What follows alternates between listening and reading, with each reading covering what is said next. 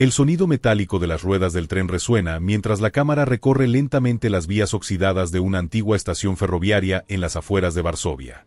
Una figura solitaria camina entre las vías abandonadas, sus pasos haciendo crujir la grava. Es una mujer mayor, de unos 90 años, su rostro marcado por las décadas, pero con ojos claros y penetrantes que parecen ver más allá del presente. Aquí es donde todo comenzó, dice Anna Weiss, su voz serena pero firme. En estas vías, mi padre nos dio una segunda oportunidad de vivir. La anciana se agacha con dificultad y toca los oxidados rieles, cerrando los ojos como si pudiera sentir el pasado vibrando a través del metal. 72 días. 3000 kilómetros. 6 personas escondidas donde nadie podía vernos. Éramos fantasmas viajando a través del corazón del infierno. Varsovia, Polonia. Febrero de 1943. La situación en el gueto judío había alcanzado niveles desesperados. Lo que había comenzado como un área segregada para confinar a la población judía se había convertido en la antesala de la muerte. Las deportaciones a los campos de exterminio eran diarias, y las raciones de comida, ya miserables, se reducían constantemente. Nadia Weiss, nieta de Anna y prominente historiadora, muestra a la cámara un pequeño cuaderno de tapas desgastadas. Este es el diario de ingeniería de mi abuelo, Samuel Weiss. Lo descubrí hace apenas 6 meses entre las pertenencias de mi abuela Anna. Es un documento extraordinario que detalla no solo su escape, sino todo el viaje de 72 días a través de territorios ocupados por los nazis. Las páginas del diario se abren, revelando diagramas meticulosamente dibujados, cálculos, horarios de trenes y notas escritas en letra pequeña y apretada para ahorrar espacio. Mi abuelo Samuel era ingeniero ferroviario antes de la guerra, explica Nadia. Trabajó en los ferrocarriles polacos durante casi 20 años, supervisando el mantenimiento de vagones de carga. Este conocimiento se convertiría en la clave para la supervivencia de toda la familia. La cámara recorre fotografías antiguas. Samuel Weiss, un hombre de aspecto serio con ojos inteligentes, junto a locomotoras, la familia reunida en tiempos más felices antes de la guerra, el gueto de Varsovia con sus calles abarrotadas y la miseria visible en cada rostro. La familia Weiss era una familia como cualquier otra, narra el profesor Robert Gerard, historiador especializado en el Holocausto. Samuel y su esposa Miriam tenían 4 hijos, David de 17 años, Ana de 11, y los pequeños gemelos Jacob y Ruth de solo 5 años cuando comenzó su odisea. Vivían en un pequeño apartamento en el gueto, compartido con otras 3 familias. La situación empeoraba día a día. En enero de 1943, Samuel presenció cómo amigos cercanos eran llevados en las deportaciones. Sabía, por los rumores que corrían en el gueto, cuál era el destino de esos transportes. Anna Weiss relata, mi padre nos reunió una noche y nos dijo, nos iremos pronto. No en los trenes de ellos, sino en los nuestros. No entendíamos entonces a qué se refería, pero mi padre siempre había sido un hombre de pocas palabras y planes meticulosos. El diario de Samuel revela que durante meses había estado observando los patrones de los trenes de carga que pasaban cerca del gueto. Había identificado vagones que transportaban suministros militares hacia el frente oriental y que regresaban con frecuencia vacíos. En su diario, dibujó mapas detallados de las rutas ferroviarias que conocía desde sus días como ingeniero. Lo extraordinario del plan de Samuel, explica el doctor Martin Levy, experto en sistemas ferroviarios durante la Segunda Guerra Mundial, es que se basaba en un conocimiento profundo y técnico de cómo funcionaban los trenes de carga alemanes, sus horarios y, crucialmente, sus puntos ciegos. El plan era tan arriesgado como ingenioso.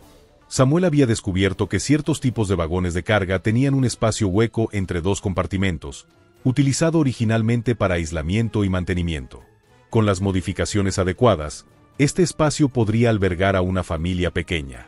Serían, literalmente, pasajeros invisibles. Mi padre comenzó a reunir herramientas, recuerda Anna. Un martillo pequeño, un destornillador, algunos clavos. Los escondía en diferentes lugares para no levantar sospechas. Y reunía información. Cada pedazo de noticias sobre movimientos de trenes, cada rumor sobre controles, todo era valioso.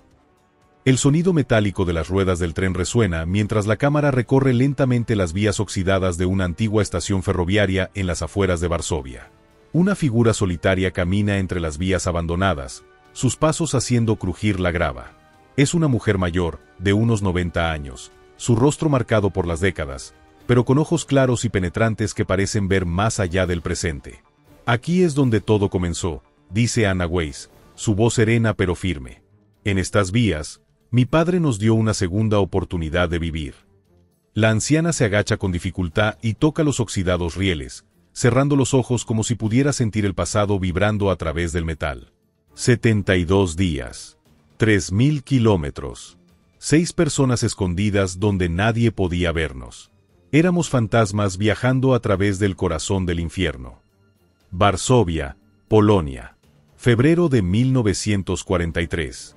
La situación en el gueto judío había alcanzado niveles desesperados. Lo que había comenzado como un área segregada para confinar a la población judía se había convertido en la antesala de la muerte.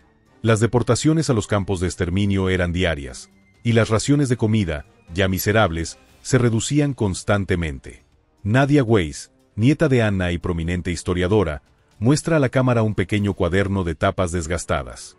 Este es el diario de ingeniería de mi abuelo, Samuel Weiss. Lo descubrí hace apenas 6 meses entre las pertenencias de mi abuela Anna. Es un documento extraordinario que detalla no solo su escape, sino todo el viaje de 72 días a través de territorios ocupados por los nazis. Las páginas del diario se abren, revelando diagramas meticulosamente dibujados, cálculos, horarios de trenes y notas escritas en letra pequeña y apretada para ahorrar espacio. Mi abuelo Samuel era ingeniero ferroviario antes de la guerra, explica Nadia. Trabajó en los ferrocarriles polacos durante casi 20 años, supervisando el mantenimiento de vagones de carga. Este conocimiento se convertiría en la clave para la supervivencia de toda la familia. La cámara recorre fotografías antiguas. Samuel Weiss, un hombre de aspecto serio con ojos inteligentes, junto a locomotoras, la familia reunida en tiempos más felices antes de la guerra, el gueto de Varsovia con sus calles abarrotadas y la miseria visible en cada rostro. La familia Weiss era una familia como cualquier otra, narra el profesor Robert Gerard, historiador especializado en el Holocausto. Samuel y su esposa Miriam tenían 4 hijos, David de 17 años, Ana de 11, y los pequeños gemelos Jacob y Ruth de solo 5 años cuando comenzó su odisea. Vivían en un pequeño apartamento en el gueto, compartido con otras 3 familias. La situación empeoraba día a día. En enero de 1943, Samuel presenció cómo amigos cercanos eran llevados en las deportaciones. Sabía, por los rumores que corrían en el gueto, cuál era el destino de esos transportes. Anna Weiss relata, mi padre nos reunió una noche y nos dijo, nos iremos pronto. No en los trenes de ellos, sino en los nuestros. No entendíamos entonces a qué se refería, pero mi padre siempre había sido un hombre de pocas palabras y planes meticulosos. El diario de Samuel revela que durante meses había estado observando los patrones de los trenes de carga que pasaban cerca del gueto. Había identificado vagones que transportaban suministros militares hacia el frente oriental y que regresaban con frecuencia vacíos. En su diario, dibujó mapas detallados de las rutas ferroviarias que conocía desde sus días como ingeniero. Lo extraordinario del plan de Samuel, explica el doctor Martin Levy, experto en sistemas ferroviarios durante la Segunda Guerra Mundial. Es que se basaba en un conocimiento profundo y técnico de cómo funcionaban los trenes de carga alemanes, sus horarios y crucialmente, sus puntos ciegos. El plan era tan arriesgado como ingenioso. Samuel había descubierto que ciertos tipos de vagones de carga tenían un espacio hueco entre 2 compartimentos, utilizado originalmente para aislamiento y mantenimiento. Con las modificaciones adecuadas, este espacio podría albergar a una familia pequeña. Serían, literalmente, pasajeros invisibles. Mi padre comenzó a reunir herramientas, recuerda Anna. Un martillo pequeño, un destornillador, algunos clavos. Los escondía en diferentes lugares para no levantar sospechas. Y reunía información. Cada pedazo de noticias sobre movimientos de trenes, cada rumor sobre controles, todo era valioso. David subió primero, continúa Anna. Luego ayudó a subir a los gemelos. Yo fui la siguiente, después mi madre. Mi padre subió por último, justo cuando el tren comenzaba a ganar velocidad. Una vez dentro del pequeño compartimento de mantenimiento, la familia se encontró en un espacio increíblemente reducido, de aproximadamente 2 metros de largo por 1 metro de ancho y 1,2 metros de alto. El espacio estaba polvoriento, lleno de telarañas y extremadamente oscuro. Ese pequeño espacio sería nuestro hogar durante los próximos 3 días, en el trayecto hasta Cracovia, explica Anna. Mi padre inmediatamente comenzó a modificarlo según el plan que había desarrollado. El diario de Samuel muestra diagramas detallados de estas modificaciones. Utilizando las herramientas que había traído, creó un sistema de ventilación improvisado perforando pequeños agujeros estratégicamente ubicados. También construyó una plataforma elevada en un extremo del compartimento utilizando tablones que había aflojado, creando un pequeño espacio de almacenamiento debajo. Lo más ingenioso, señala el Dr. Levy examinando los diagramas, fue el sistema de aislamiento acústico que implementó. Utilizando capas de ropa entre los paneles metálicos, logró reducir significativamente el ruido que podrían hacer, especialmente los niños pequeños. El viaje hacia Cracovia fue la primera prueba real del plan. El espacio era tan reducido que la familia tenía que turnarse para sentarse o acostarse. Los gemelos, debido a su tamaño, podían moverse con un poco más de libertad, pero para los adultos y los niños mayores, la inmovilidad prolongada resultaba agotadora. Mi padre había previsto esto, dice Anna. Cada 2 horas, nos hacía realizar ejercicios silenciosos, flexionar los dedos, rotar los tobillos, estirar las piernas tanto como el espacio lo permitiera. Los músculos deben recordar cómo moverse, nos decía. El problema más inmediato era el agua. La familia había traído varias botellas, pero Samuel sabía que no serían suficientes para un viaje largo. Su solución fue tan ingeniosa como desesperada. En su diario, muestra Nadia, mi abuelo detalla un sistema para recolectar la condensación que se formaba en las paredes metálicas del vagón durante la noche, cuando la temperatura exterior bajaba. Utilizando trozos de tela, absorbían el agua y la exprimían en sus botellas. La comida también era un problema crítico. Habían traído pan, algunas patatas cocidas y un poco de carne seca, raciones que debían estirar al máximo. Mi madre estableció un estricto racionamiento, recuerda Anna. Cada persona recibía una rebanada de pan y media patata al día. Los gemelos a veces lloraban de hambre, y eso era lo más difícil de soportar. El tren se detenía ocasionalmente en estaciones o para permitir el paso de transportes militares prioritarios. Estos momentos eran los más peligrosos, ya que aumentaba la posibilidad de inspecciones. Mi padre había desarrollado un sistema de alerta, continúa Anna. David y él se turnaban para vigilar a través de las pequeñas rendijas de ventilación. Si veían movimiento de personal alemán cerca del vagón, daban una señal y todos debíamos quedarnos completamente inmóviles y en silencio absoluto. La primera inspección llegó al segundo día de viaje. El tren se había detenido en una estación secundaria y los soldados alemanes recorrían los vagones, aparentemente buscando polizones o quizás realizando un control rutinario. Recuerdo el sonido de las botas sobre el metal, dice Anna, su voz bajando instintivamente de volumen al recordarlo. Estaban tan cerca que podíamos escuchar sus conversaciones. Mi madre cubrió las bocas de los gemelos con sus manos. Yo me mordía el labio tan fuerte que comenzó a sangrar. Los soldados pasaron por su vagón, pero no abrieron el compartimento de mantenimiento. Según el diario de Samuel, esta fue la confirmación de que su elección había sido acertada. Ese tipo específico de panel raramente era inspeccionado. Era como si fuéramos invisibles, reflexiona Anna. Estábamos ahí, conteniendo la respiración, mientras el mundo continuaba al otro lado de esa delgada pared de metal. Después de 3 días de viaje, el tren llegó a Cracovia. Según el plan original de Samuel, deberían desembarcar allí y encontrar otro tren que los llevara más al sur, hacia Eslovaquia. Sin embargo, el diario revela que tomó una decisión de último momento, permanecer en el mismo vagón. Mi abuelo notó que el vagón no sería descargado en Cracovia, sino que continuaría hacia el sur como parte de otro convoy, explica Nadia. Era extremadamente arriesgado cambiar de tren, así que decidió que permanecerían donde estaban. Esta decisión extendería su viaje inicial por 2 días más, llevándolos no hacia Eslovaquia como habían planeado, sino hacia Austria. El destino había intervenido, alterando su ruta. Esos 2 días adicionales fueron extremadamente difíciles, recuerda Anna. El agua comenzaba a escasear a pesar del sistema de recolección de condensación. Los gemelos sufrían cada vez más con el confinamiento. Mi madre les contaba historias en susurros para mantenerlos calmados. Samuel aprovechó este tiempo para planificar su próximo movimiento. Según su diario, había identificado a Austria como un punto de tránsito estratégico. Desde allí, podrían intentar llegar a Suiza, país neutral, o dirigirse hacia Italia y eventualmente España. Lo que hizo Samuel Weiss fue esencialmente crear un mapa mental de la Europa ocupada por los nazis, identificando las rutas menos vigiladas, explica el profesor Gerard.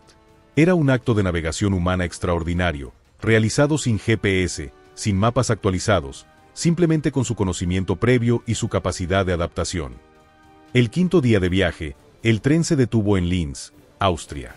Era el momento de tomar una decisión crucial: seguir en el mismo vagón o cambiar a otro tren con una ruta más favorable. Mi padre había estado observando a través de las rendijas de ventilación, dice Anna. Vio que nuestro vagón sería desacoplado y probablemente quedaría en una vía secundaria por tiempo indefinido. Debíamos movernos. El diario de Samuel detalla el plan para desembarcar. Esperarían hasta el anochecer, cuando la actividad en la estación disminuyera. La familia saldría en el mismo orden en que había entrado. Primero David, luego los niños, Miriam y finalmente Samuel. Recuerdo el momento en que David abrió el panel y el aire fresco entró por primera vez en días, relata Anna. Fue como si nuestros pulmones recordaran cómo respirar nuevamente. La estación de Linz estaba parcialmente oscurecida, una medida de precaución contra posibles bombardeos aliados. Esto jugaba a favor de la familia, proporcionándoles sombras para ocultarse. Bajamos uno por uno, agachados entre las vías, continúa Anna.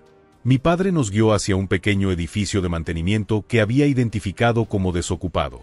Pasaríamos la noche allí y planificaríamos nuestro próximo movimiento. El edificio de mantenimiento era poco más que un cobertizo con herramientas ferroviarias, pero para la familia representaba un lujo después de 5 días en el reducido compartimento del tren. Pudieron estirarse por primera vez, aunque Samuel insistió en que lo hicieran por turnos para que siempre hubiera alguien vigilando. Esa noche, mi madre lloró en silencio, recuerda Anna. No por miedo o desesperación, sino de alivio al ver que todos habíamos sobrevivido la primera etapa del viaje. Mi padre la abrazó y le dijo: «El camino es largo, pero cada kilómetro nos aleja del peligro». En su diario, Samuel describe ese momento en Linz como un punto de inflexión. Habían demostrado que su plan podía funcionar. El tren fantasma, como él lo llamaba, les había dado su primera victoria contra la maquinaria nazi. Lo que habían logrado hasta ese punto ya era extraordinario, comenta el Dr. Levy. Pero lo que vendría después pondría a prueba los límites de su ingenio y resistencia.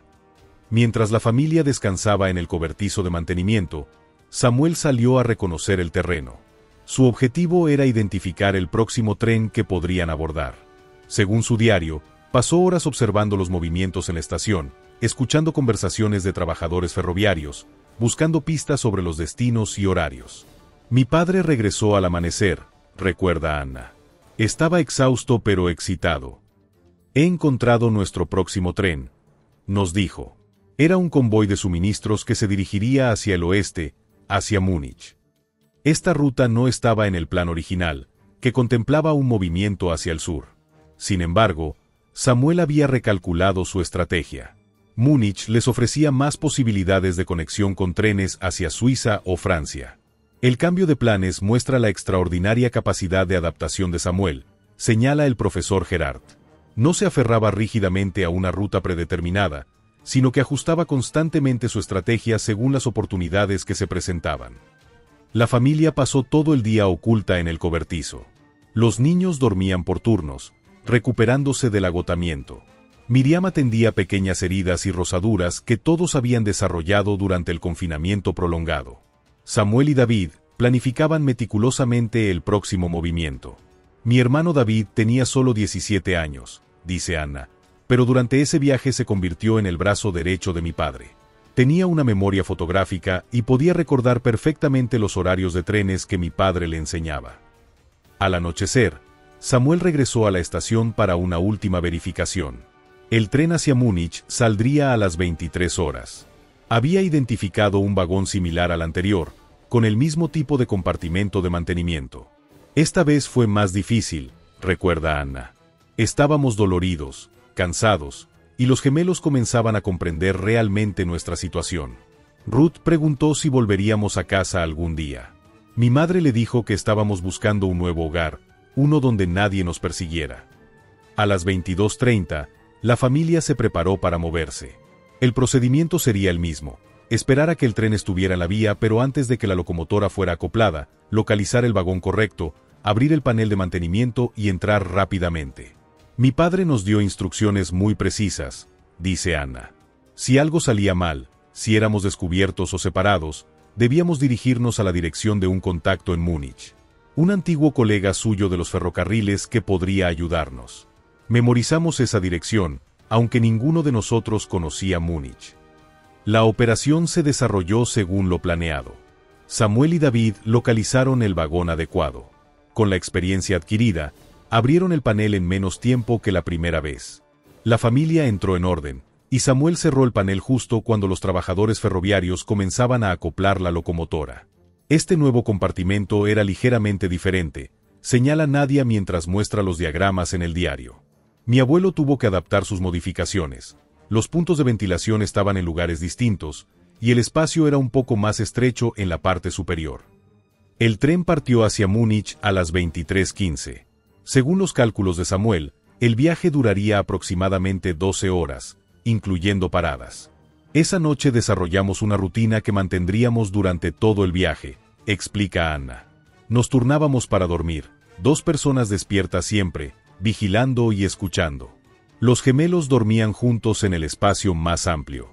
David y yo nos turnábamos con nuestros padres.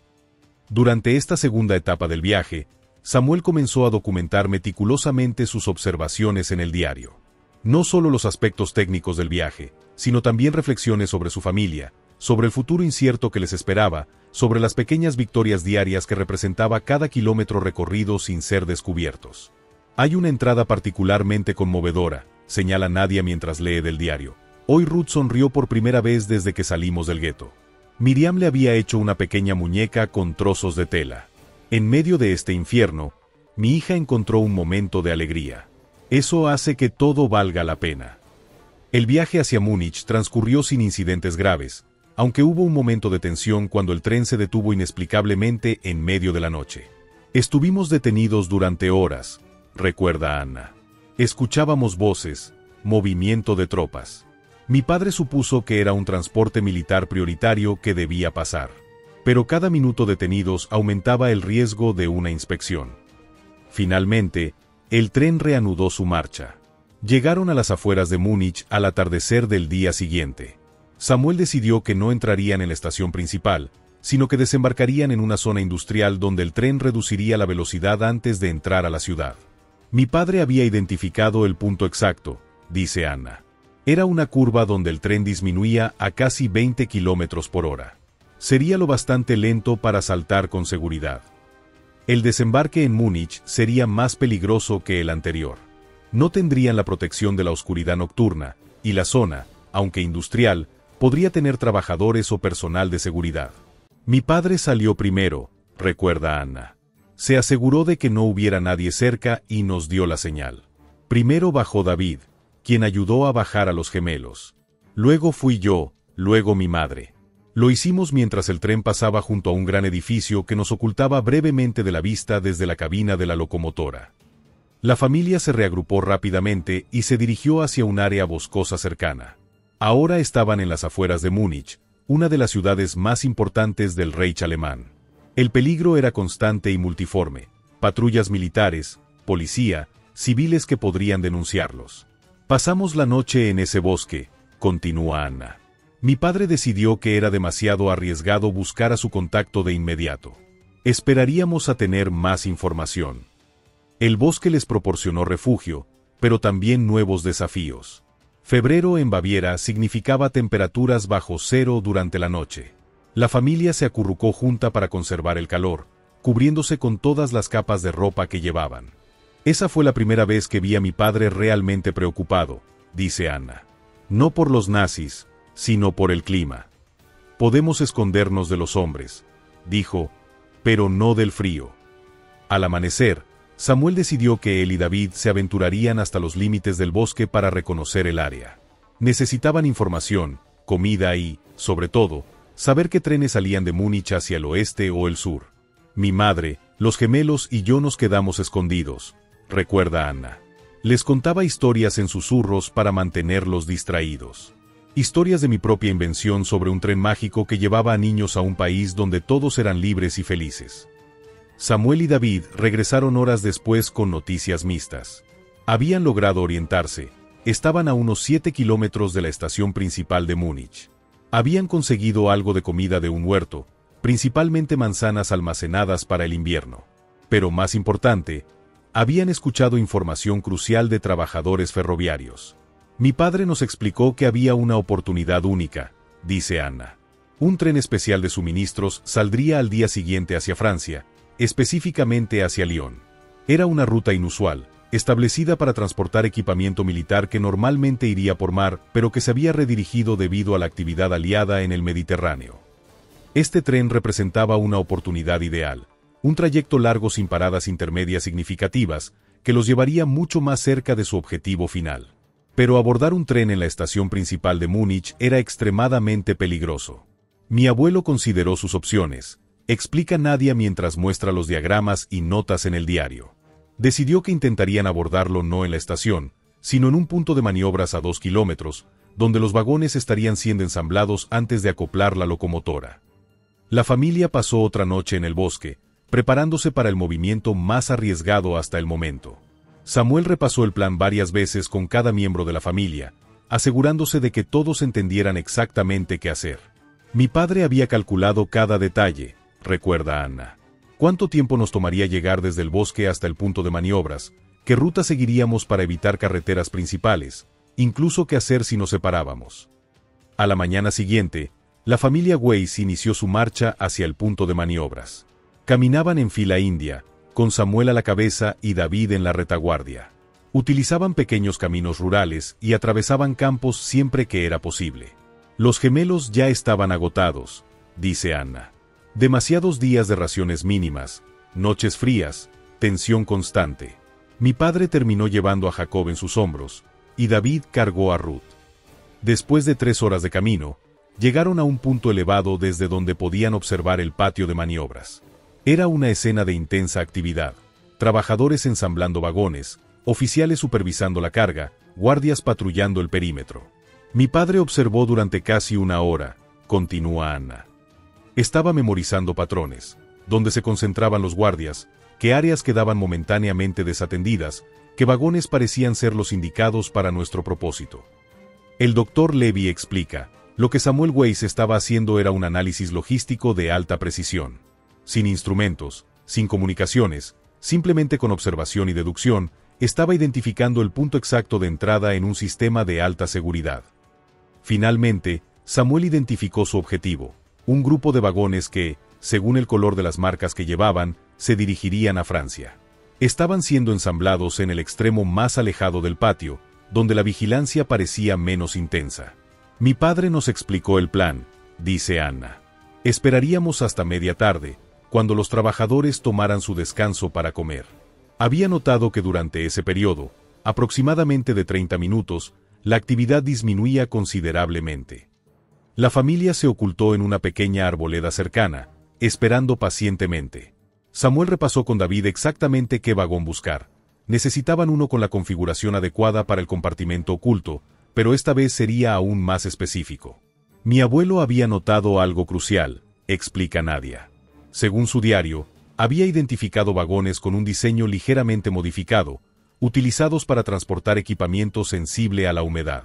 Estos tenían sistemas de ventilación mejorados, lo que significaba más aire para respirar durante el largo viaje. A las 14:30, tal como Samuel había previsto, los trabajadores comenzaron a retirarse para su descanso. La familia Weiss se movió sigilosamente hacia el borde del patio de maniobras. Una cerca de alambre representaba el último obstáculo. Mi padre había traído un pequeño alicate que había conseguido en el cobertizo de mantenimiento en Linz, recuerda Anna. Cortó los alambres con precisión, creando una abertura apenas suficiente para que pasáramos. Uno por uno, se deslizaron a través de la cerca y se movieron agachados entre las vías.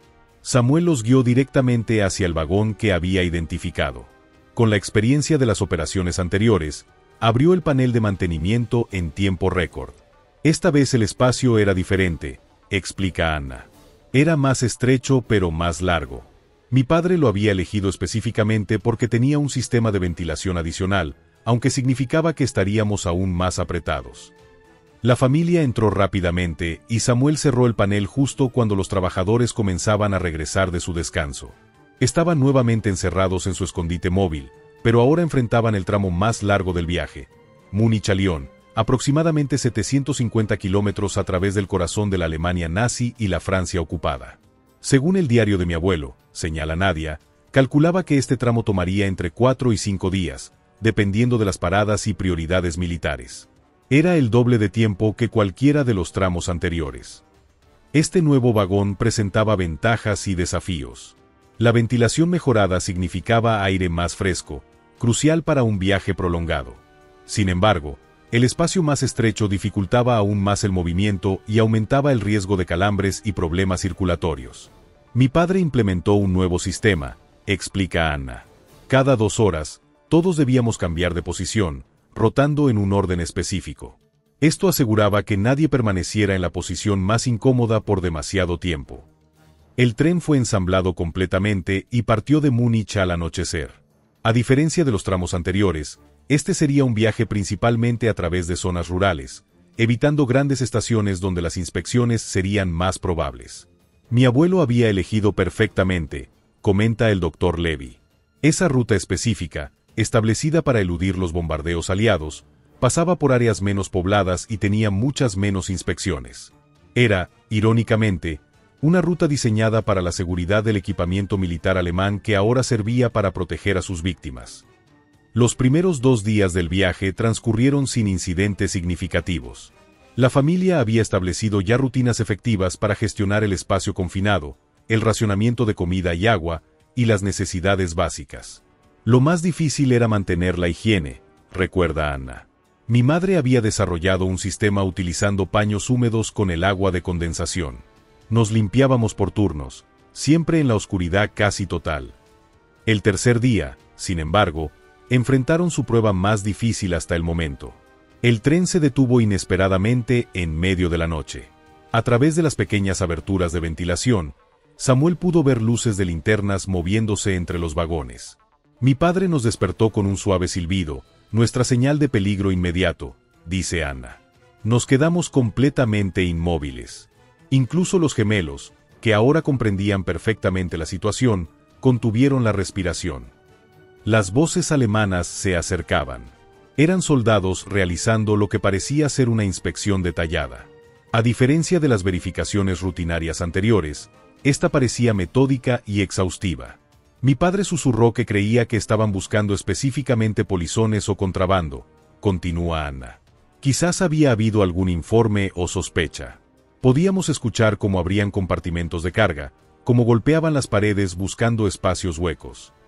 El Dr. Levy explica, los alemanes ocasionalmente realizaban este tipo de inspecciones intensivas, especialmente si tenían información sobre actividades de resistencia o contrabando. El hecho de que la inspección ocurriera en mitad de la noche, en una vía secundaria, sugiere que tenían sospechas específicas. La familia escuchó con terror cómo los soldados se acercaban a su vagón. Las voces eran ahora perfectamente audibles. Estaban inspeccionando el vagón contiguo al suyo. Fue el momento más aterrador de todo el viaje, recuerda Anna. Mi madre cubrió las bocas de los gemelos con sus manos. Jacob tenía un resfriado y temía que tosiera. David y yo nos tomamos de las manos con tanta fuerza que nos dejamos marcas. Los pasos se acercaron a su vagón. La luz de una linterna se filtró a través de las pequeñas aberturas de ventilación. Los soldados subieron y comenzaron a inspeccionar el área de carga principal. Podíamos escuchar sus botas sobre nuestras cabezas, dice Anna. Estaban a menos de 1 metro de distancia, separados solo por el falso panel que ocultaba nuestro compartimento. Según el diario de Samuel, la inspección de su vagón duró 17 minutos exactos. Los soldados golpearon paredes, movieron cajas, incluso utilizaron lo que parecía ser algún tipo de vara para sondear espacios sospechosos. Mi padre escribió que en un momento la punta de esa vara sondeadora golpeó el panel exactamente donde él estaba, del otro lado, señala Nadia. Se quedó absolutamente inmóvil, sin respirar, mientras el soldado aparentemente decidía si valía la pena investigar más ese punto. Finalmente, aparentemente satisfechos, los soldados descendieron del vagón y continuaron con el siguiente. La familia permaneció en silencio absoluto durante otra hora, temerosos de que fuera algún tipo de trampa. Mi padre nos mantuvo en silencio total hasta que el tren se puso nuevamente en marcha, recuerda Anna. Solo entonces nos permitió respirar normalmente. Esa noche, mi madre lloró silenciosamente. Creo que por primera vez comprendió que podríamos lograrlo, que habíamos superado lo que parecía ser la prueba definitiva. El tren continuó su viaje hacia el oeste, cruzando finalmente la frontera hacia la Francia ocupada. Samuel notó el cambio por las marcas en las vías y las voces que ocasionalmente escuchaban. Ahora mezclaban alemán y francés. Mi abuelo hablaba algo de francés, explica Nadia. En su diario comienza a anotar frases y palabras que escuchaba, preparándose para cuando eventualmente tuvieran que comunicarse en ese idioma. El quinto día de este tramo, el tren llegó a los alrededores de Lyon. Según los cálculos de Samuel, habían recorrido aproximadamente 750 kilómetros desde Múnich. Esta vez, el desembarque presentaba nuevos desafíos. No conocían el área y el tren probablemente entraría directamente a una estación principal con mayor seguridad. Mi padre había estado observando el paisaje a través de las rendijas de ventilación, dice Anna. Identificó un área industrial en las afueras de Lyon donde el tren reduciría velocidad antes de entrar a la ciudad. La familia se preparó para desembarcar. Después de 5 días en el reducido compartimento, sus cuerpos estaban entumecidos y débiles. Los gemelos apenas podían mantenerse en pie. Este descenso sería particularmente peligroso. Mi padre salió primero, como siempre, continúa Anna. El tren avanzaba lentamente pero aún demasiado rápido para saltar con seguridad, especialmente para los niños. Esperó hasta que el tren tomó una curva pronunciada, donde la velocidad disminuiría aún más. En esa curva, la familia comenzó a descender. David bajó primero, luego ayudó a bajar a los gemelos. Anna fue la siguiente, seguida por Miriam. Samuel fue el último en saltar, cerrando el panel de mantenimiento antes de hacerlo para no dejar evidencia. Mi padre calculó mal la velocidad, recuerda Anna. Cuando saltó, cayó mal y se torció el tobillo. Lo vimos doblarse de dolor, pero se levantó inmediatamente e hizo señas de que estaba bien. Solo días después nos confesaría lo grave que era la lesión. La familia se ocultó rápidamente en un área boscosa cercana. Estaban ahora en Francia, un paso más cerca de la libertad, pero aún en territorio controlado por los nazis. Samuel desplegó un pequeño mapa que había dibujado basándose en sus observaciones y en lo que recordaba de mapas anteriores a la guerra. Mi padre nos explicó nuestra situación, dice Anna. Estábamos en las afueras orientales de Lyon. Hacia el oeste y el sur se encontraba la Francia de Vichy, que aunque colaboraba con los nazis, podría ser ligeramente menos peligrosa para nosotros. Y más allá, la frontera española, nuestro objetivo final. El profesor Gerard explica, la elección de España como destino final era estratégica. Aunque bajo el régimen de Franco, España se había mantenido técnicamente neutral durante la guerra. Para una familia judía que huía, representaba la primera esperanza real de seguridad. Pero España estaba aún a más de 500 kilómetros de distancia, con los Pirineos como barrera natural. La familia necesitaba un nuevo plan. Mi padre decidió que no continuaríamos inmediatamente por tren, recuerda Anna. El sistema ferroviario francés estaba más estrechamente monitoreado, con más presencia civil que podría notarnos. Necesitábamos otro enfoque. Samuel propuso que intentarían llegar a un pueblo cercano y buscarían ayuda. Era un riesgo enorme, pero necesitaban comida, información y un lugar para descansar mientras planeaban la siguiente etapa.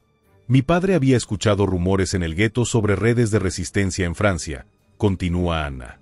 Grupos que ayudaban a personas como nosotros. Era una apuesta desesperada, pero no teníamos alternativa. La familia esperó hasta el anochecer antes de moverse. Samuel, a pesar de su tobillo lesionado, los guió hacia el oeste, siguiendo caminos rurales y manteniéndose alejados de las principales carreteras. Después de varias horas, llegaron a un pequeño pueblo. Era un lugar diminuto, apenas unas cuantas casas agrupadas alrededor de una plaza central, describe Anna. Mi padre nos dejó ocultos en un granero abandonado mientras él y David iban a investigar. Samuel había elegido cuidadosamente qué puerta tocar. Según su diario, buscó indicios sutiles, una casa que pareciera albergar a una familia, ni demasiado prominente ni demasiado aislada, con pequeños detalles que pudieran sugerir personas compasivas. Eligió una casa modesta con flores en la ventana, explica Anna. Siempre decía que la gente que se preocupa por hacer crecer algo hermoso es más propensa a ayudar a otros a sobrevivir. Samuel y David se acercaron cautelosamente a la puerta trasera. Fue un momento de vulnerabilidad extrema.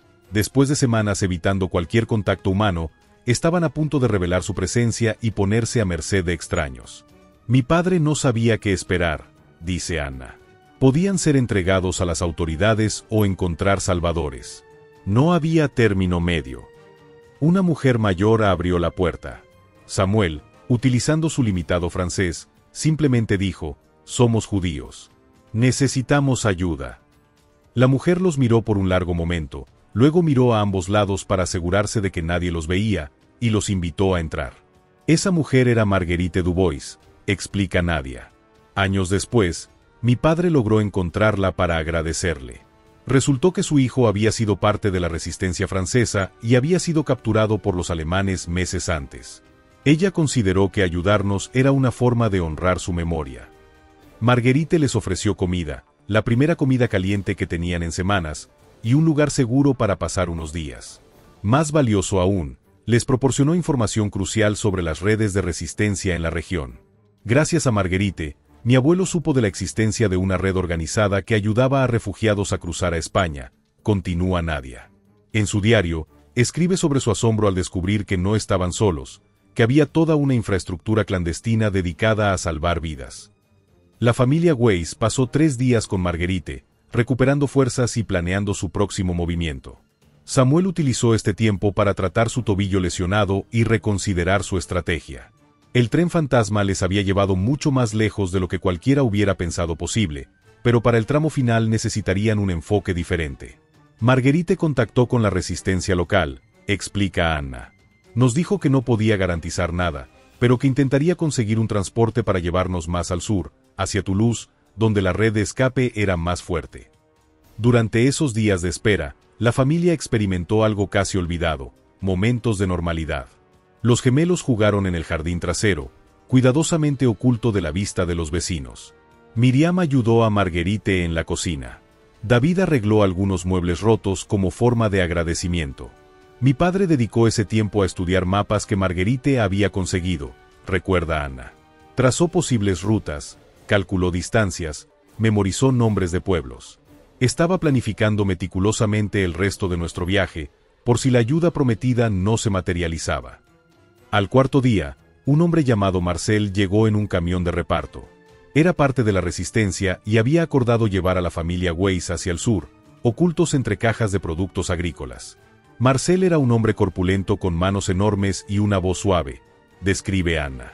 Nos explicó que el viaje sería peligroso. Habría puestos de control, patrullas. Debíamos permanecer absolutamente inmóviles y en silencio durante horas.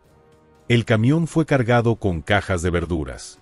En el centro, Marcel y sus ayudantes crearon un espacio oculto donde la familia podría esconderse. Era otro tipo de compartimento secreto, diferente al del tren pero igualmente claustrofóbico. Me di cuenta de que pasaríamos el resto de nuestro viaje así, reflexiona Anna. Escondidos, conteniendo la respiración, existiendo en las sombras. Era el precio de nuestra supervivencia. La familia se despidió de Marguerite con lágrimas en los ojos. Les había dado no solo refugio, sino también esperanza. Samuel anotó cuidadosamente su dirección, prometiéndole que algún día regresaría para agradecerle adecuadamente.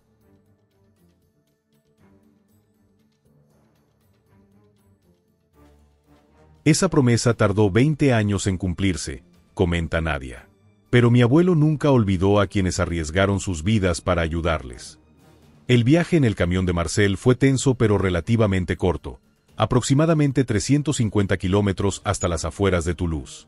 Pasaron por 3 puestos de control donde soldados alemanes inspeccionaron el vehículo, pero nunca descubrieron el compartimento oculto. Marcel conocía exactamente qué rutas tomar para minimizar los controles, explica el profesor Gerard.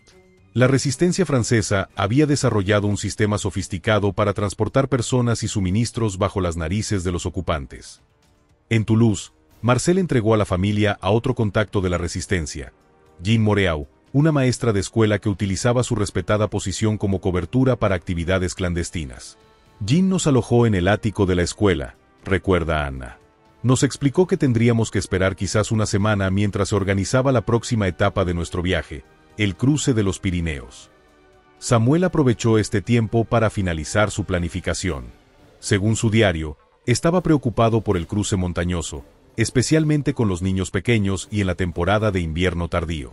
Los Pirineos, incluso en sus pasos más accesibles, representaban un desafío formidable. Mi padre estudió los mapas que Jean le proporcionó, dice Anna. Pasaba horas memorizando rutas, altitudes, pueblos fronterizos. Estaba determinado a no depender completamente de guías, por si algo salía mal. Durante esa semana en Toulouse, la familia también comenzó a recibir noticias del mundo exterior, algo a lo que habían estado ajenos durante su viaje. Jean les contó sobre avances aliados, bombardeos estratégicos y rumores sobre campos de concentración en el este. Fue desgarrador escuchar esas noticias, recuerda Anna. Mi padre pensaba constantemente en la familia que habíamos dejado atrás, preguntándose cuántos habrían sobrevivido. Finalmente, Jean les informó que todo estaba listo. Un guía les llevaría a través de los Pirineos por una ruta utilizada por contrabandistas desde hacía siglos. Era un camino peligroso, pero menos vigilado que los pasos principales. El guía era un vasco llamado Miquel, explica Anna. Un hombre de pocas palabras que conocía las montañas como la palma de su mano. Nos dijo que el viaje tomaría aproximadamente 3 días, dependiendo del clima y de nuestra resistencia. La familia se preparó para la etapa final y posiblemente más peligrosa de su viaje. Jean les proporcionó ropa más adecuada para el terreno montañoso y alimentos concentrados para el camino. Samuel, cuyo tobillo había mejorado pero aún le causaba dolor, se preparó mentalmente para el desafío físico que venía. Mi padre nos reunió la noche anterior a la partida, recuerda Anna. Nos dijo, hemos viajado como fantasmas hasta ahora, invisibles para el mundo. Mañana comenzamos a regresar al mundo de los vivos. El viaje a través de los Pirineos comenzó al amanecer. Miquel los guió por caminos secundarios hasta las estribaciones de las montañas. La familia avanzaba en fila india, con los gemelos en el centro para protegerlos. Ese primer día fue agotador pero manejable, dice Anna. Mi padre caminaba con visible dolor, pero nunca se quejó. Mi madre cargaba a Ruth cuando se cansaba demasiado. David y yo nos turnábamos para ayudar a Jacob. A medida que ascendían, el paisaje se volvía más agreste y la temperatura descendía. Pasaron la primera noche en una pequeña cabaña de pastores, abandonada durante el invierno. Miquel encendió un pequeño fuego, cuidadosamente controlado para que el humo no fuera visible desde lejos. Esa noche, mientras todos dormían, vi a mi padre escribiendo en su diario a la luz del fuego, recuerda Anna. Le pregunté qué escribía y me dijo, estoy documentando nuestro milagro, pequeña, para que nunca olvidemos lo que hemos superado. El segundo día fue considerablemente más difícil. La ruta atravesaba pasos estrechos y pendientes pronunciadas. La nieve hacía el camino traicionero, y el viento cortante dificultaba la respiración. Los gemelos comenzaron a debilitarse, dice Anna. El frío, el esfuerzo, la mala alimentación durante semanas, todo les estaba pasando factura.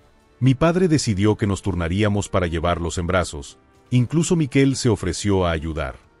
A media tarde, se encontraron con su primer obstáculo serio, un puesto de control fronterizo alemán en la distancia. No estaba en su ruta directa, pero estaba lo suficientemente cerca para representar un peligro. Miquel nos hizo esconder mientras él exploraba, continúa Anna. Regresó con malas noticias. Los alemanes habían establecido patrullas móviles en un radio mucho mayor al habitual.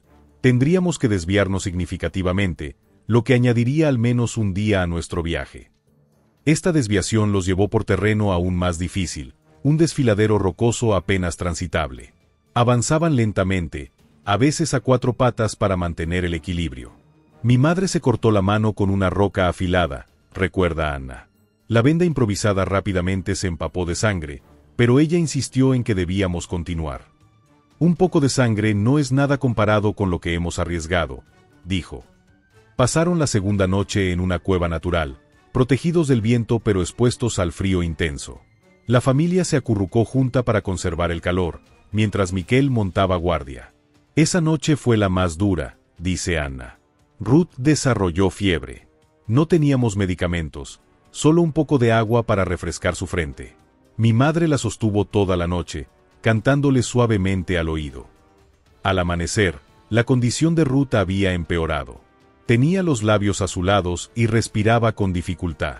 Samuel tomó una decisión crítica. Debían llegar a territorio español lo antes posible, sin importar los riesgos. Mi padre le dijo a Miquel que necesitábamos la ruta más directa, aunque fuera más peligrosa, explica Anna. Miquel asintió gravemente. Hay un camino, dijo. Pero pasamos muy cerca de un puesto de observación alemán. Si nos ven, estaremos acabados. La familia continuó su ascenso, con Ruth envuelta en todas las capas adicionales que podían proporcionar. Samuel llevaba a su hija menor en brazos, negándose a cederla a pesar de su propio agotamiento y su tobillo lesionado. Fue un acto de puro amor y voluntad, recuerda Anna. Mi padre, que había calculado y planificado cada centímetro de nuestro viaje hasta entonces, estaba ahora impulsado únicamente por la desesperación paternal. A mediodía alcanzaron el punto crítico, un estrecho paso que ofrecía vista directa a un puesto de observación alemán. Tendrían que cruzar de uno en uno, aprovechando momentos en que los guardias parecieran distraídos. Miquel cruzó primero para asegurarse de que era viable, dice Anna. Luego hizo señas a mi madre para que cruzara con Jacob. Yo fui la siguiente. Cada uno de nosotros contenía la respiración mientras atravesaba ese tramo expuesto, sintiendo los ojos de los guardias como si pudieran taladrarnos la espalda. Cuando llegó el turno de Samuel con Ruth en brazos, ocurrió lo impensable. Ruth comenzó a toser violentamente. El sonido, aunque apagado por las capas de ropa, parecía resonar en la quietud de la montaña. Mi padre se detuvo en seco, recuerda Anna. Desde donde estábamos, podíamos ver que uno de los guardias había levantado la cabeza, como si hubiera escuchado algo. Fueron los segundos más largos de nuestras vidas. Samuel permaneció absolutamente inmóvil, apretando a Ruth contra su pecho para amortiguar su tos. El guardia escudriñó el área por lo que pareció una eternidad. Luego aparentemente perdió interés y volvió a su conversación con otro soldado. Mi padre esperó otros 5 minutos completos antes de moverse, continúa Anna. Luego, con una calma sobrehumana, cruzó el tramo expuesto paso a paso, sin apresurarse, sabiendo que un movimiento brusco atraería la atención más que uno fluido. Una vez reunidos al otro lado, Miquel los apremió a continuar. Estaban ahora a solo unas horas de la frontera española, pero el estado de Ruth empeoraba rápidamente. Recuerdo a mi padre murmurando plegarias mientras caminaba, dice Anna. Él, que siempre había sido tan práctico y racional, se aferraba ahora a la fe como último recurso. A media tarde, Miquel se detuvo abruptamente y señaló hacia adelante con una sonrisa. España, dijo simplemente.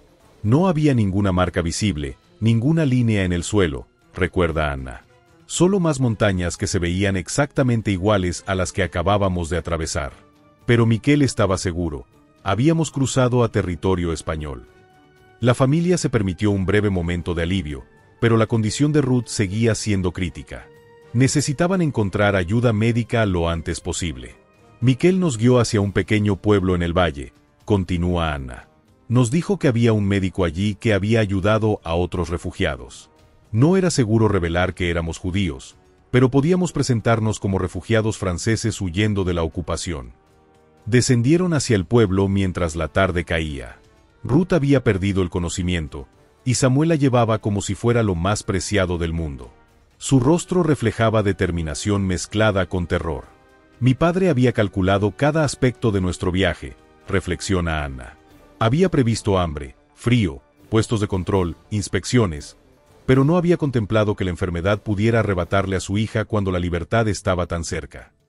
El pueblo aparecía ahora ante ellos, un puñado de casas de piedra agrupadas alrededor de una pequeña iglesia.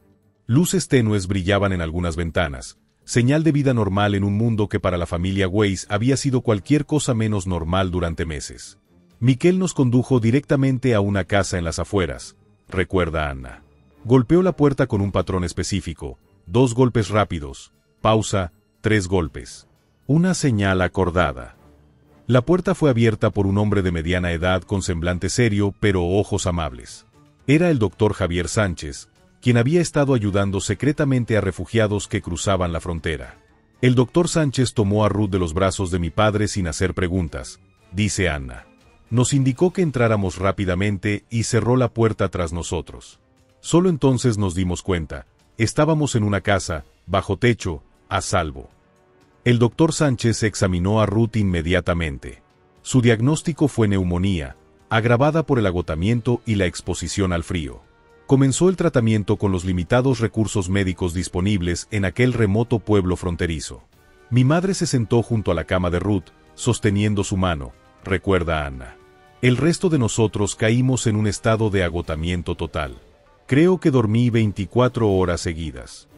Mientras la familia descansaba, Miquel se despidió. Regresaría a Francia para ayudar a otros refugiados. Samuel le entregó un pedazo de papel donde había escrito los nombres de familiares que habían quedado atrás, con la esperanza de que Miquel pudiera pasar la información a la resistencia. Mi padre le dio a Miquel su reloj, dice Anna. Era lo único de valor que le quedaba, un regalo de su propio padre. Miquel no quería aceptarlo, pero mi padre insistió. Sin ti, el tiempo se habría detenido para nosotros, le dijo. Los días siguientes fueron de recuperación lenta pero constante. Ruth respondió al tratamiento y comenzó a mejorar. El resto de la familia recuperaba fuerzas, aunque las secuelas psicológicas de su extraordinario viaje apenas comenzaban a manifestarse. Recuerdo que durante semanas me sobresaltaba con cualquier ruido fuerte, explica Anna. David tenía pesadillas donde corría sin fin por túneles oscuros. Mi madre desarrolló el hábito de acumular pequeñas cantidades de comida en sus bolsillos.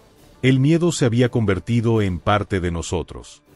El doctor Sánchez, además de tratar a Ruth, ayudó a la familia con el siguiente paso de su viaje. España, aunque neutral, no era completamente segura para refugiados judíos. El régimen de Franco mantenía relaciones con la Alemania nazi, y existían acuerdos para devolver a ciertos refugiados. El doctor nos explicó nuestra situación, recuerda Anna. Estábamos a salvo momentáneamente, pero necesitábamos llegar a Madrid y contactar con organizaciones judías internacionales que pudieran ayudarnos a obtener documentos y eventualmente salir de Europa. Samuel comenzó a planificar esta etapa final mientras Ruth se recuperaba. Su diario muestra mapas de España, cálculos de distancias y notas sobre posibles contactos en Madrid. Mi padre nunca descansaba, dice Anna. Incluso en esos momentos de relativa seguridad, seguía planificando, calculando, preparándose para lo imprevisto. No estamos a salvo hasta que estemos realmente libres, nos decía. Después de 10 días en el pueblo fronterizo, Ruth estaba lo suficientemente recuperada para viajar. El doctor Sánchez había contactado con una red de apoyo que podría ayudarles a llegar a Madrid utilizando transporte comercial regular. Era arriesgado pero menos sospechoso que moverse por rutas clandestinas. El doctor nos proporcionó documentos básicos, explica Anna. No eran perfectos, pero servirían para un control superficial. Nos presentaríamos como refugiados franceses, no como judíos. Mi padre había perfeccionado su francés durante nuestro tiempo escondidos y nos había enseñado frases básicas a todos. El viaje a Madrid fue sorprendentemente normal después de meses moviéndose como fantasmas. Viajaron en un autobús regular, sentados a la vista de todos, intentando actuar con naturalidad. Fue aterrador, recuerda Anna. Después de tanto tiempo escondidos, estar expuestos nos hacía sentir vulnerables. Mi madre temblaba cada vez que veía un uniforme. Los gemelos, sin embargo, estaban fascinados por el mundo exterior, por las personas normales viviendo vidas normales. En Madrid, contactaron con representantes del Joint Distribution Committee, una organización judía internacional que ayudaba a refugiados del Holocausto. Fueron alojados en una casa segura mientras se tramitaban documentos más permanentes. Por primera vez en nuestro viaje, mi padre dejó que otros tomaran el control, dice Anna. Estaba exhausto, física y mentalmente. Había llevado el peso de nuestras vidas durante 72 días inimaginables. La familia permaneció en Madrid durante 3 meses, recuperándose y planeando su futuro. Samuel documentó meticulosamente toda su odisea en su diario, agregando detalles que había sido demasiado peligroso escribir durante el viaje mismo. Mi abuelo era consciente del valor histórico de su testimonio, explica Nadia. En las últimas páginas del diario escribe: lo que hemos vivido debe ser recordado, no como una historia de sufrimiento, sino como prueba de que la voluntad humana puede triunfar incluso en las circunstancias más desesperadas.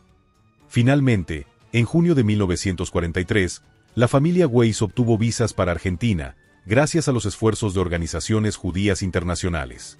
Dejaron Europa en un barco desde Lisboa, cerrando definitivamente el capítulo más oscuro de sus vidas. El viaje en barco fue casi anticlimático, recuerda Anna. Después de todo lo que habíamos pasado, cruzar el océano en un camarote limpio, con comidas regulares y sin miedo constante, parecía irreal, como un sueño. La cámara muestra fotografías de la familia Weiss en Buenos Aires, Samuel y Miriam abriendo una pequeña tienda de reparaciones, los niños en la escuela, celebraciones de cumpleaños y graduaciones. Una vida normal reconstruida desde las cenizas.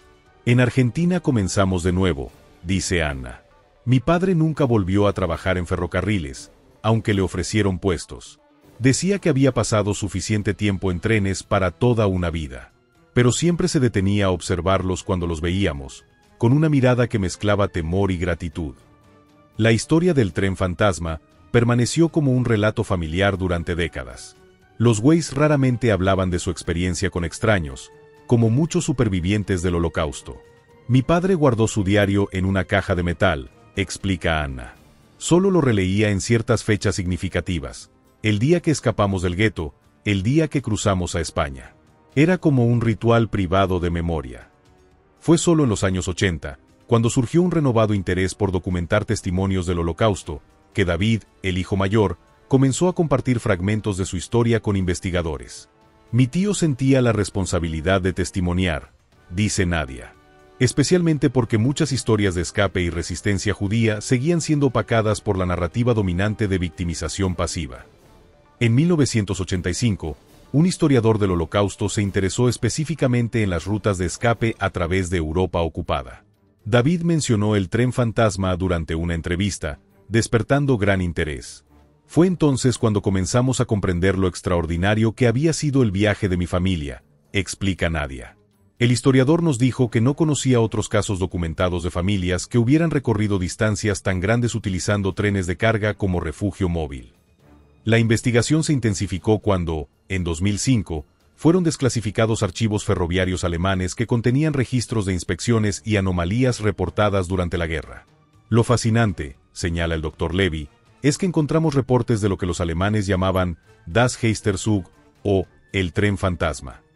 Eran informes de sonidos inexplicables en vagones supuestamente vacíos, pequeñas cantidades de comida que desaparecían de almacenes ferroviarios y otros fenómenos que no podían explicar. Estos registros confirmaban indirectamente aspectos clave del relato de Samuel. Los alemanes habían detectado indicios de su presencia, pero nunca lograron descubrir la verdad completa. Mi abuelo habría apreciado la ironía, comenta Nadia. Sus habilidades como ingeniero no solo salvaron a su familia, sino que dejaron perplejos a sus perseguidores. Una de las entradas más reveladoras en los archivos alemanes es un memorándum de abril de 1943 que menciona específicamente posible actividad de sabotaje en la red ferroviaria entre Múnich y Lyon. Se ordenó una inspección intensificada, pero para entonces, la familia Weiss ya había dejado ese tramo muy atrás. Estuvieron tan cerca de ser descubiertos, señala el profesor Gerard. Ese memorándum se emitió apenas 2 días después de que abandonaran ese tren. El tiempo jugó a su favor repetidamente durante todo el viaje. En 2010, Anna Weiss, la última superviviente directa de la Odisea, decidió que era momento de compartir su historia completa. El diario de su padre, cuidadosamente preservado durante décadas, se convirtió en la pieza central de esta documentación.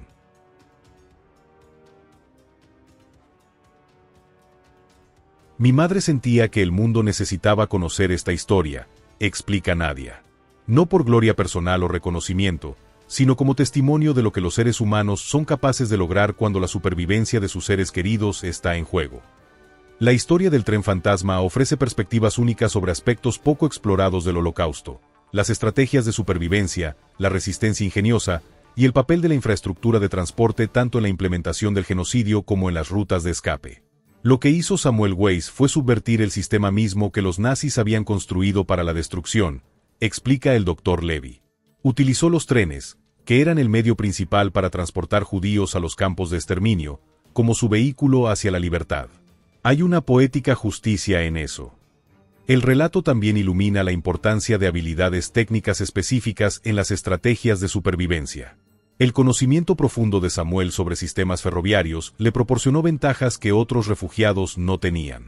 Cada superviviente del Holocausto utilizó diferentes recursos, señala el profesor Gerard.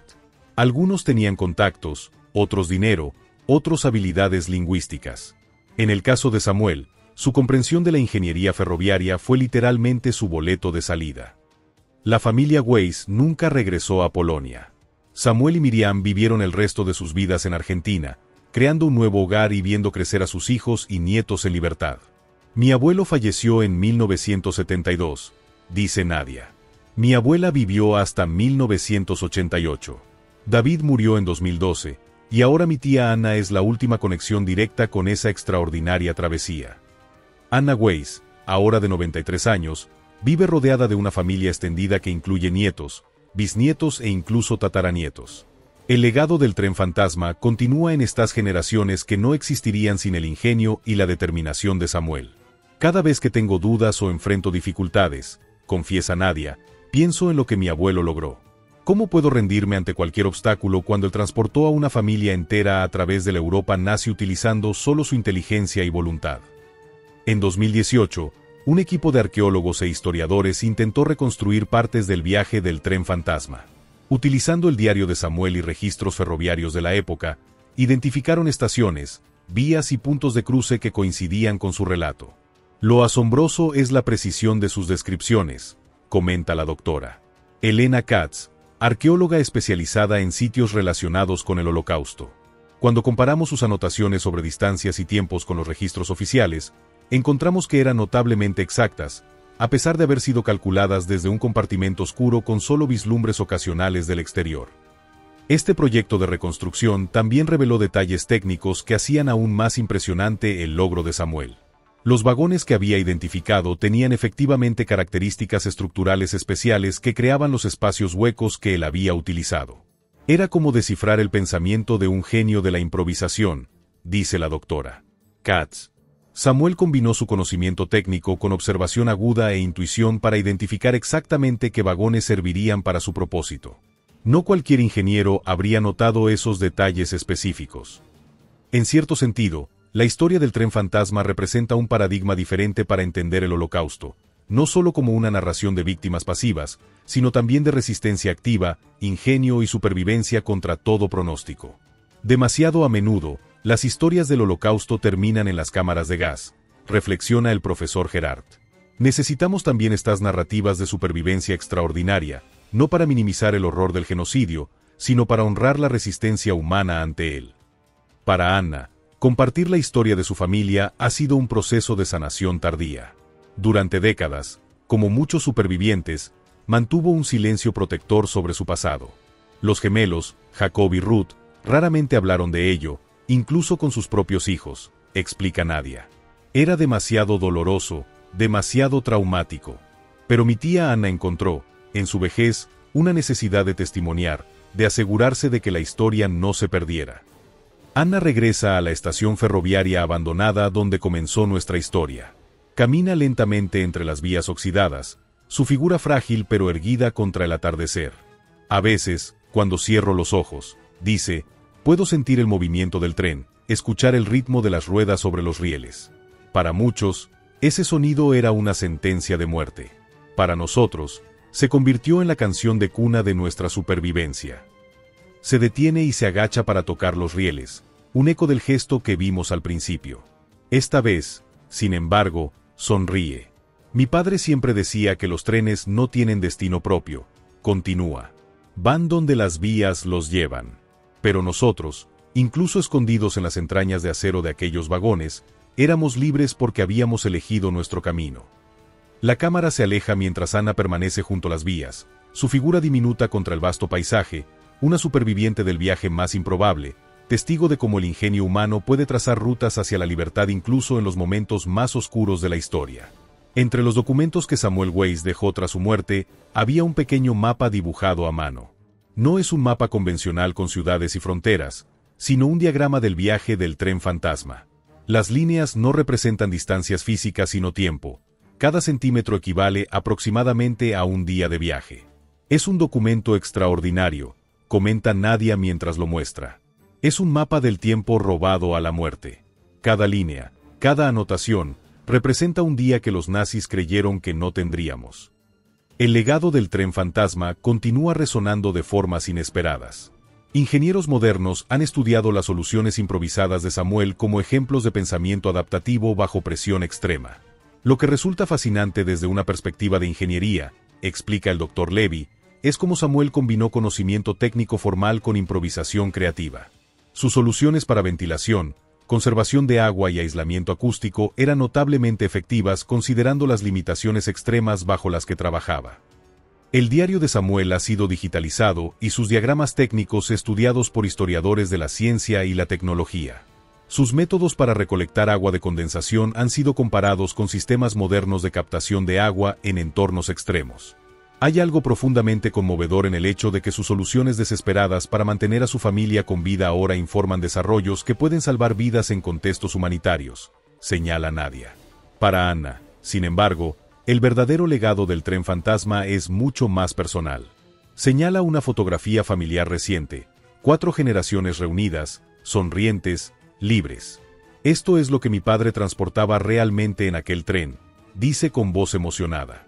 No solo nuestros cuerpos físicos, sino todas estas vidas futuras, todos estos destinos que aún no existían.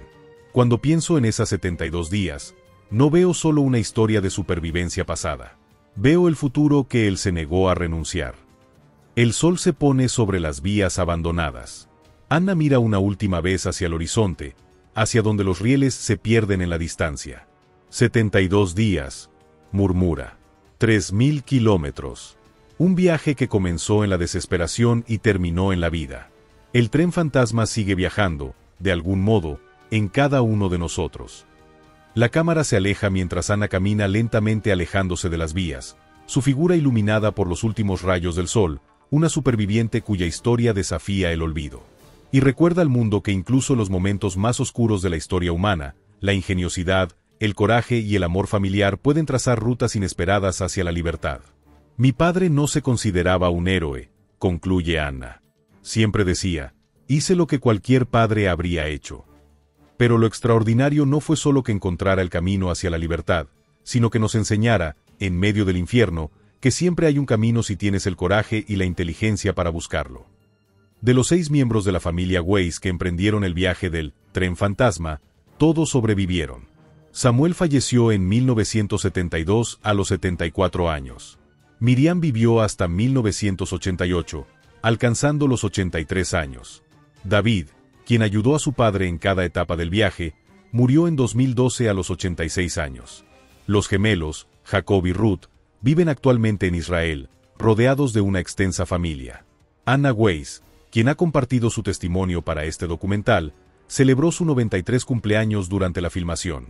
El tren fantasma ha inspirado estudios sobre resistencia e ingenio durante el Holocausto y se ha convertido en un símbolo de cómo la inventiva humana puede prevalecer incluso en las circunstancias más desesperadas.